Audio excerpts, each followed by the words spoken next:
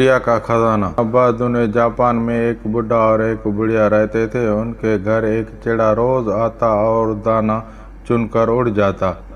दोनों मियाँ बीवी उस चिड़े का इंतजार करते रहते। वो उस चिड़े के लिए दाना और एक प्याली में पानी रख देते। चिड़ा आता, दाना खाता और इधर उधर घूमता। कभी उनके कंधों पर बैठता, कभी हाथों पर, और फिर उड़ जाता।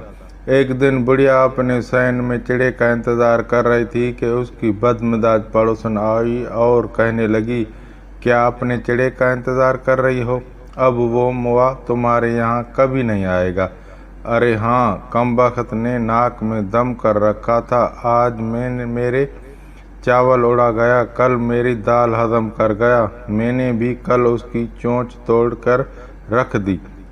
बुढ़े बुढ़िया दोनों को पड़ोसन के राम कहानी सुनकर बड़ा रंज हुआ। वो सोचने लगे, अब बेचारा चिड़ा भूखा मर जाएगा। कम से कम अब वो किसी इंसान के तो पास भी नहीं भटकेगा कि इंसान का क्या भरोसा। आखिर उन्होंने फैसला किया कि चलो जंगल में चलकर चिड़े का घोंसला तलाश करें और उससे इंसान के बुरे बर्ताव के लिए माफ़ी मांगे। बुढ़िया और उसका बुढ़ा दोनों जंगल में पहुंचे और ढूंढते ढूंढते उन्होंने अपने दोस्त चिड़े का पता लगा लिया। चिड़ा उन दोनों को देखकर बाहर निकला। उसकी चिड़िया और दो बच्चे भी साथ थे।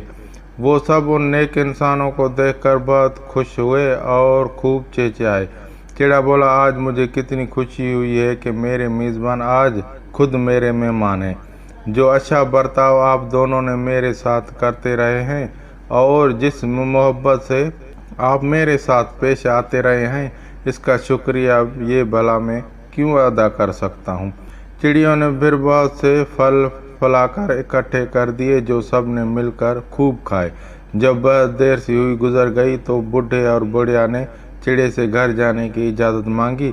चिड़ा जल्दी से बहुत छोटी छोटी दो टोकरियां लाया और कहने लगा, इनमें से एक टोकरी हल्की है और एक भारी है। दोनों में से आप एक ले जाइए। बताइए कौन सी टोकरी आप ले जाएंगे? बुढ़ा बोला, हम पर आपकी खातिरदारी का एहसान ही क्या कम है जो अब ये तोहफे लेकर इस एहसान का बोझ और बढ़ाएं।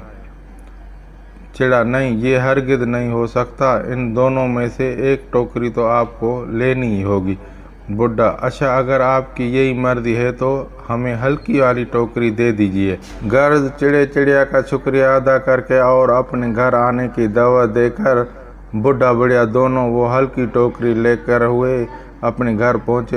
ज़मीन पर रखते ही वो मुन्नी सी टोकरी, जो मुश्किल से एक आलू के बराबर हो गई, बड़े होने लगी और बढ़ते बढ़ते एक अच्छी खासी संदूक के बराबर हो गई। दोनों को बड़ा ताज्जुब हुआ, मगर जब उस संदूक को खोला तो और भी ज़्यादा ताज्जुब हुआ। बड़ा संदूक बहुत कीमती रेशम के कपड़ों और जवाहरात से भरा हुआ था। चिड़े की दोस्ती ने उनको उम्र भर के लिए बेफिक्र कर दिया। अब उन्हें कभी गरीबी का मुंह नहीं देखना पड़ा।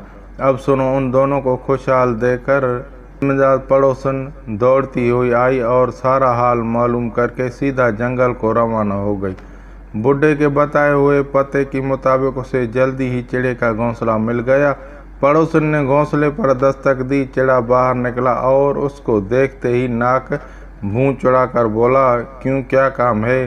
पड़ोसन बोली, मुझे बड़ा अफसोस है कि मैंने इस दिन तुम्हारे जरा सी चोंच तोड़ दी। बात ये थी कि मुझे गुस्सा आ गया था। किसी की चीज़ गारत होते हुए है तो गुस्सा आ ही जाता है। खैर, अब इन बातों को छोड़ो, मैं तुम्हारी मेहमान हूँ, मुझे कोई तोहफा दो। चिड़ा उसकी बातें सुनकर हम मुस्कुराया और अंदर जाकर वो मुनी मुनी टोकरियाँ उठा लाया और कहने लगा, इनमें से एक टोकरी ले लो। लालची औरत ने फौरन भारी वाली टोकरी उठा ली और सीधा अपने घर को पधारी। यहाँ तक कि चिड़े का शुक्रिया भी अदा नहीं किया।